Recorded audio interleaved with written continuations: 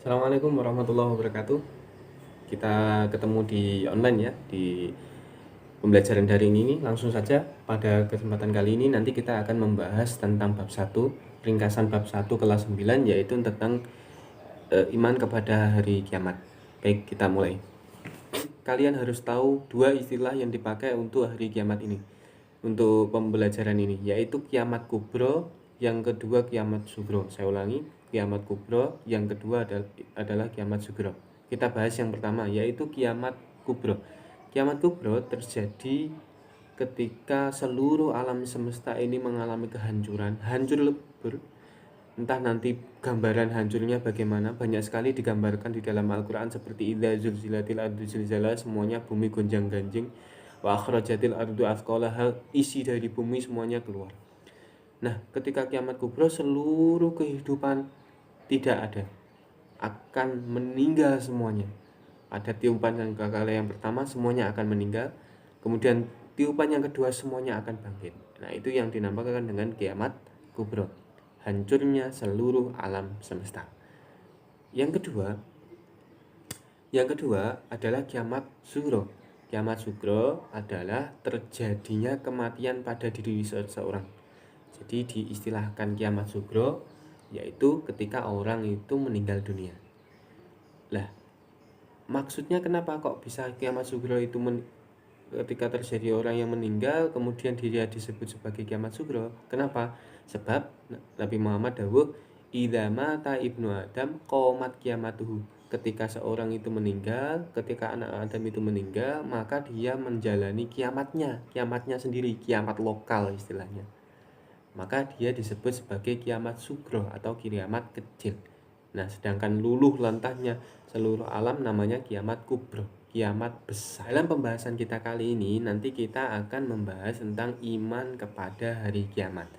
Maksudnya apa? Maksudnya adalah beriman, percaya bahwa akan terjadi kiamat kubro.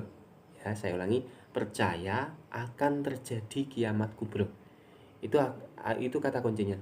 Jadi ketika orang dikatakan iman kepada hari kiamat, maka dia percaya terhadap kiamat kubro, percaya terjadinya kiamat kubro.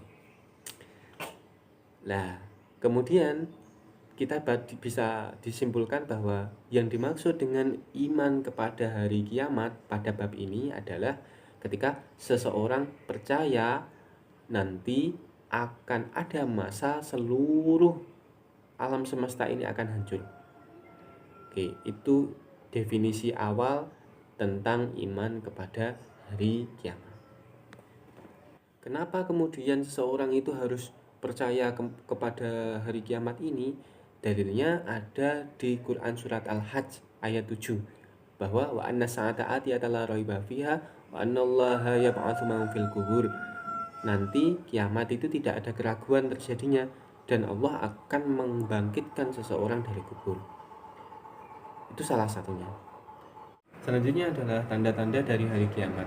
Ada beberapa tanda-tanda yang disampaikan oleh Rasulullah SAW ketika akan terjadinya kiamat. Di antaranya ada tanda-tanda yang kecil, ada yang tanda-tanda yang besar. Artinya besar itu, kiamat itu akan terjadi ketika tanda-tanda besar itu muncul dan sangat dekat sekali.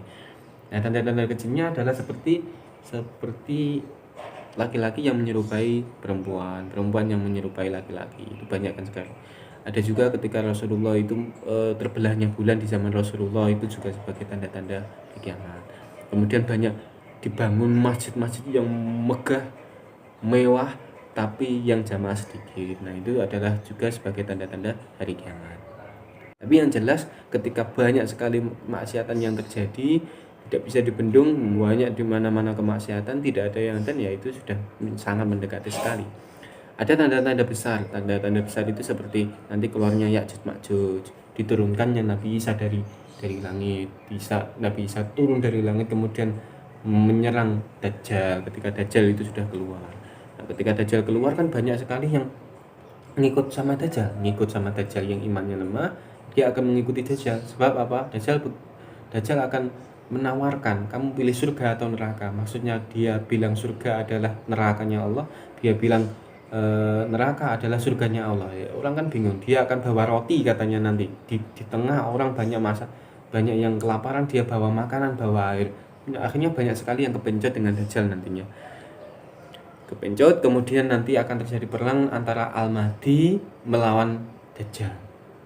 Perang antara Al-Mahdi melawan Dajjal, tapi yang membunuh Dajjal adalah Nabi Isa. Nabi Isa yang diturunkan ketika waktu subuh turun ke dunia, kemudian nanti akan berperang melawan Dajjal dan membunuh Dajjal. Itu adalah tanda-tanda besarnya. Nah, kemudian yang kita pelajari selanjutnya adalah pada hari kiamat ini, setelah rangkaian itu terjadi, matahari terbit dari barat, kemudian matahari itu nanti akan menjadi tanda-tanda kiamat besar. Orang semuanya akan meninggal ketika sangkakala pertama ditiupkan. Sangkakala pertama tiup, orang semuanya meninggal. Nah, ketika sudah meninggal, termasuk yang mencabut nyawa juga harus meninggal, yaitu malaikat maut. Nanti semuanya meninggal. Ketika manusia itu sudah meninggal, masuk ke dalam alam barzah selanjutnya. Masuk ke dalam alam barzah. Di alam barzah, dia nanti akan ditemani oleh amalnya. Ketika selama hidup dia beramal dengan amal baik, maka dia ditemani dengan orang yang baik, dengan makhluk yang baik. Ketika selama hidupnya dia melakukan perbuatan buruk, maka dia akan ditemani dengan orang yang buruk, makhluk yang buruk. Nah, makanya ini menjadi pelajaran buat kita ketika di dunia. Kalau kalian pengen mendapatkan teman yang bagus ketika di alam barzah, berbuat baiklah. Nah, selanjutnya ketika seluruh manusia itu di alam barzah, terjadi tiupan sangkakala yang kedua. Ketika sangkakala itu ditiupkan, maka seluruh makhluk akan dibangkitkan. Namanya Yaumul Ba'ats atau hari kebangkitan. Yaumul Ba'ats, hari kebangkitan, orang bangkit dalam kondisinya masing-masing. Ada yang ketika di dunia itu suka minta-minta, maka wajah yang ada di mukanya ini hilang, dagingnya hilang, tinggal tengkoraknya saja, tapi tubuhnya ada. Ada yang ketika di dunia itu ketika ada orang baca sholawat, ketika Nabi Muhammad disebutkan tidak membacakan sholawat kepadanya, maka ini hidungnya berubung. Ada dengan banyak sekali macamnya. Ketika ada orang muslim ketika di dunia itu senang wudu, maka wudunya ini wajahnya akan bercahaya, terus tangannya itu bercahaya. Jadi yang membedakan antara orang Islam dengan orang kafir, dengan orang yang non muslim adalah ketika wajahnya itu bercahaya apa tidak, karena itu adalah tanda sebagai orang muslim. Nah, setelah terjadi Yaumul Ba'ats, maka akan dikumpulkan seluruh manusia yang hidup tadi, dikumpulkan ke dalam padang mahsyar, atau pada hari itu disebut sebagai Yaumul Mahsyar. Apa itu Yaumul Mahsyar? Hari pengumpulan, semuanya dikumpulkan, menunggu di situ, menunggu untuk diadili. Semuanya tidak ada yang berani sowan kepada Allah untuk segera diadili. Yang berani sowan, yang matur pertama adalah Nabi Muhammad SAW. Ketika beliau matur, maka semua manusia diadili satu persatu, semuanya diadili. Nah, ketika semuanya diadili, terjadi penimbangan antara amal baik dan amal buruk, atau disebut sebagai Yaumul Mizan, atau hari di mana ditimbangnya amal baik dan buruk. Ketika orang memiliki amal buruk, unggul amal baiknya, maka dia nanti akan menerima buku catatan menggunakan tangan kanan. Ketika dia unggul amal buruknya, dia akan menerima buku catatan amal dengan tangan kiri. Setelah semuanya ditimbang, kemudian selesai semuanya, maka yang memiliki dosa dimasukkan dulu ke dalam neraka. Mukmin yang banyak yang dosa, ya kayak kita itu kan masuk dulu ke neraka lah. Masa kita nggak dosa? Itu kan banyak dosanya. Masuk dulu ke neraka, dibersihkan dulu, dicuci. Cara mencuci dosa itu dengan dibakar ketika di akhirat. Tapi jangan sampai, kalau di dunia kalian mencuci dosanya dengan cara istighfar, bertaubat, beramal saleh. Tapi ketika kalian di neraka nanti, ketika di akhirat nanti, cara mencuci dosanya adalah dimasukkan dulu ke dalam neraka. Setelah bersih, orang-orang mukmin diangkat. Sehingga ketika bersih diangkat, orang kafir tetap berada di dalam neraka. Nah, itu menjadi kabar gembira bagi kita semua bahwa nanti kita sebagai muslim itu sangat beruntung, karena banyak pun dosa ya kita tetap akan masuk surga. Tapi dosa kita yang kita lakukan itu ya akhirnya harus punya kesimpulan gini, seberapa kuat kamu berada di neraka maka lakukan dosa itu, kan gitu. Ini ya tidak merintah. Jadi maksudnya begini, ketika kamu merasa bahwa kamu kuat di neraka, ya berdosa nggak apa-apa, gitu. Tapi kan apakah ada yang kuat? Ya tidak kuat. Kita kena api di dunia saja merasa panas, apalagi api di neraka yang berkali-kali lipat lebih panas daripada api yang ada di dunia. Belum lagi dengan riwayat semua siksanya itu lebih menyakitkan daripada yang ada di dunia. Itu semuanya saya tulis di link pembelajaran kemarin. Nah, sehingga dari sekian ini kita simpulkan, yang pertama harus iman kepada hari kiamat. Iman dengan cara meyakini bahwa nanti akan terjadi kiamat kubro.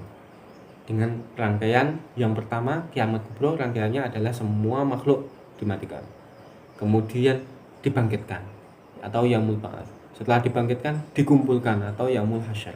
Setelah dikumpulkan maka ditimbang amal baiknya atau yaumul mizan. Setelah itu baru dimasukkan ke dalam surga atau neraka. Ketika kalian itu beriman kepada ini, hikmahnya apa? Yaitu kalian harus melakukan semua perintah Allah. Agar apa? Ketika kalian nanti di akhirat akan menjadi termasuk orang-orang yang beruntung, yaitu orang-orang yang bisa masuk ke dalam surga. Kemudian bagaimana sih kita cara beriman kepada hari kiamat? Kata Nabi, mangkana yu'minu billahi wal yaumil akhir falyukrim dhaifahu. Hadis lain, falyakul khairan aw liyasmut. Di hadis lain, falyukrim dhaifahu. Ketika kamu, barang siapa yang beriman kepada Allah dan hari kiamat, salah satunya adalah ketika kalian harus berkata baik atau diam. Yang kedua, hormati tamu. Yang ketiga, ketika kalian beriman kepada hari akhir dan kepada Allah, maka memuliakan tetangga, falyukrim jaruhu. Nah, ini menandakan apa? Menandakan bahwa ketika seseorang beriman itu tidak cukup percaya saja, tapi melakukan seluruh kebaikan-kebaikan yang diperintahkan oleh Allah. Sehingga ketika kalian berkata saya iman, maka saya harus melakukan perintah kebaikan Allah. Nah, itu saja mungkin dari saya untuk hari ini. Terima kasih. Semoga kita baik-baik saja untuk masa pandemi ini dan segera dipertemukan di dalam kelas. Oke, selamat belajar. Terima kasih. Assalamualaikum warahmatullahi wabarakatuh.